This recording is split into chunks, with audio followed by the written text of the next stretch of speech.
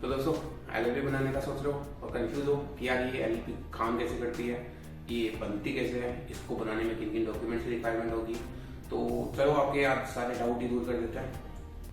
तो वेलकम दोस्तों, my name is C Krishna, by profession I am a practising company secretary from Jaipur.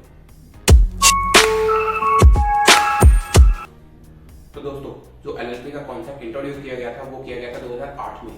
तो 2008 से पहले हुआ करती थी पार्टनरशिप और प्राइवेट लिमिटेड कंपनी। अब पार्टनरशिप बनाना भी सही था, कंपनी भी बनाना सही था, बट पार्टनरशिप बनाने के साथ में इश्यू क्या होता था कि पार्टनरशिप में जो लायबिलिटी रहती थी पार्टनर्स की वो अनलिमिटेड रहती थी। यानी कि मान लो कि पार्टनरशिप ने कोई लोन लिया और रीपे नहीं कर पाई, तो उस केस में होता ऐसा था कि पहले पार्टनरशिप के एसेट्स उस लोन को रिकवर करने की कोशिश की जाती थी। अगर वो लोन रिकवर नहीं हुआ तो जो पार्टनर की पर्सनल एसेट थी उनको बेचा जाता था और लोन को रिकवर किया जाता था। यानी कि पार्टनर की जो पर्सनल एसेट थी वो उसके बिजनेस के लॉस की वजह से या बिजनेस के लोन की वजह से फ्री नहीं थी, मतलब सेफ नहीं थी। तो ये एक डिसएडवांटेज था पार्टनरशिप का मेजर। अब उसके लिए इसको दूर करने के लिए अपन दूसरा चीज देखें तो प्राइवेट लिमिटेड कंपनी थी। अब प्राइवेट लिमिटेड कंपनी जो होती है उसमें ये एडवांटेज तो है कि आपकी जो लायबिलिटी होती है वो लिमिटेड होती है, यानी कि आपकी पर्सनल एसेट है वो कंपनी की लायबिलिटी से सेफ है, आपकी पर्सनल एसेट इंपैक्ट नहीं होगी कंपनी की लायबिलिटी से। बट प्राइवेट लिमिटेड कंपनी के साथ भी एक इशू था कि प्राइवेट लिमिटेड कंपनी चलाने के लिए आपको बहुत सारे कंप्लायंसेस करने पड़ते हैं। अब कंप्लायंसेस, कोई बड़ा बिजनेस चल रहा है तब तो कोई दिक्कत नहीं, आपको कंप्लायंसेस की कॉस्ट है।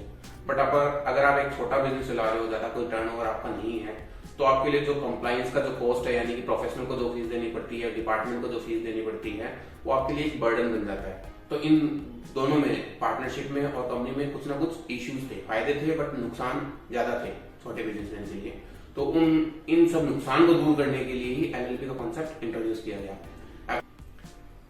तो जो एलएलपी है इसमें जो पार्टनरशिप का डिसएडवांटेज था या जो कि अनलिमिटेड लायबिलिटी का, उसको दूर किया गया और पार्टनर्स की लायबिलिटी को लिमिट कर दिया गया कि अब पार्टनर्स अगर कोई एलएलपी की लायबिलिटी है तो उसके लिए पार्टनर्स पर्सनल लेवल पे जिम्मेदार नहीं है। अब कंपनी का एक जो डिसएडवांटेज था उसको भी दूर किया गया कि आपको एक्स्ट्रा ओवर कंप्लायंस करने पड़ते हैं, कंप्लायंसेस करने पड़ते हैं। तो एलएलपी को इंट्रोड्यूस किया गया है कुछ कंप्लायंस के साथ में कि आप कुछ कंप्लायंस करते हो that is sufficient for you. तो एलएलपी का वो फायदा हो गया कि इसमें अब आपको लायबिलिटी भी लिमिटेड मिल गई और कंप्लायंस भी आपको कम करना पड़ा। अब ये सारे तो फायदे हो ही गए, ये दोनों फायदे तो मेजर फायदे हैं एलएलपी के। इसके अलावा भी एलएलपी के कुछ फायदे हैं, जैसे कि इसमें आपको स्टार्ट करने के लिए कोई मिनिमम कैपिटल की रिक्वायरमेंट नहीं होती, यानी कि आप 10-20 रुपए के साथ भी एलएलपी स्टार्ट कर सकते हो। तो उसमें फीस आपको जो स्टैम्प ड्यूटी फीस रहती है वो अकॉर्डिंगली रह जाती है, तो ये फायदा हो जाता है। दूसरा एलएलपी का जो फायदा होता है कि इसमें आपको एक नेम जो मिलता है, आपको नेम अप्लाई करते हैं, इसमें जो नेम आपको मिलता है वो स्पेसिफिकली आपके लिए रिजर्व हो जाता है। यानी कि आपकी परमिशन के बिना अब इस नेम को कोई भी यूज नहीं कर सकता है अपनी बिजनेस के लिए, यानी कि इस नेम से कोई दूसरी एलएलपी या कंपनी नहीं बन सकती है विदाउट योर परमिशन। एलएलपी के और एडवांटेज की अगर अपन बात करें तो जब भी आप कंपनी बनाते हो यानी प्राइवेट लिमिटेड कंपनी, तो उसमें ऑडिट कंपलसरी होती है, भले ही आपका टर्नओवर 0 क्यों ना हो। बट एलएलपी के अंदर ऐसा नहीं है। एलएलपी अगर आप स्मॉल लेवल पे चलाते हो, यानी कि विद इन द लिमिट आपकी कैपिटल या टर्नओवर है, तो आपको ऑडिट करवाना कंपलसरी नहीं है, और ये काफी बड़ी छूट है एक छोटे बिजनेसमैन के लिए। तो अभी डिस्कस करते हैं कि एक एलएलपी को बनाते कैसे हैं, यानी कि इसको बनाने में किन किन डॉक्यूमेंट्स की रिक्वायरमेंट होगी, कितने जन की रिक्वायरमेंट होगी। तो सबसे पहले जो रिक्वायरमेंट है एलएलपी की वो है कि एलएलपी एक अकेले इंसान से नहीं बन सकती है, आपको एटलीस्ट 2 पर्सन चाहिए होंगे, 2 से ज्यादा भी हो सकते हैं बट एटलीस्ट 2 पर्सन चाहिए। अब ये जो 2 पर्सन आपने सेलेक्ट किए हैं, इन 2 पर्सन के आपको पैन कार्ड, आधार कार्ड, उनकी फोटो, उनकी मोबाइल नंबर, ईमेल आईडी, उनके डिजिटल सिग्नेचर आपको चाहिए। इसके अलावा जो डॉक्यूमेंट्स आपको चाहिए होते हैं वो होता है आपकी जो रजिस्टर्ड ऑफिस रहती है एलएलपी की, उसके एड्रेस प्रूफ के document like NOC, like rent agreement, like ownership document वगैरह। तो उन डॉक्यूमेंट्स के साथ में आपका रजिस्टर्ड ऑफिस का वेरिफिकेशन हो जाता है। तो अभी डिस्कस करते हैं कि एलएलपी को बनाने का प्रोसेस क्या होगा। तो एलएलपी को बनाने के लिए सबसे पहले आपको नेम के लिए अप्लाई करना पड़ेगा।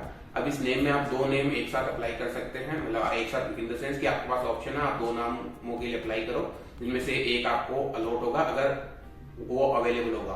अगर दोनों ही अवेलेबल नहीं है आपके पास में रिप्लाई आ जाएगा कि दोनों ही अवेलेबल नहीं है।